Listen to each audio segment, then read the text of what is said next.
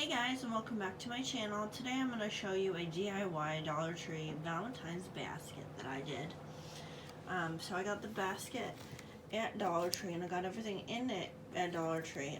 This basket has little heart cutouts with they're like big hearts with little heart cutouts.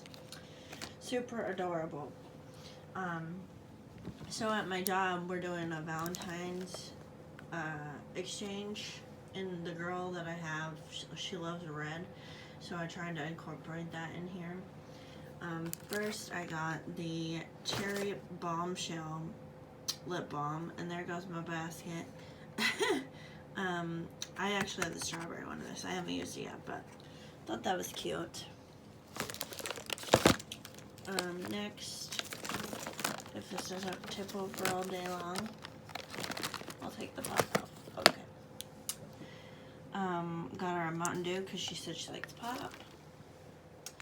Got her this heart keychain that goes to silver or red in the Valentine section. Then I got her this cup. It's super adorable. She loves coffee, so follow your heart. So I thought that was a cute idea. Next I got her a pair of socks. It says hug me and it's a little cactus. Then she said she likes fruity smells, so I got the strawberry and pineapple hand cream.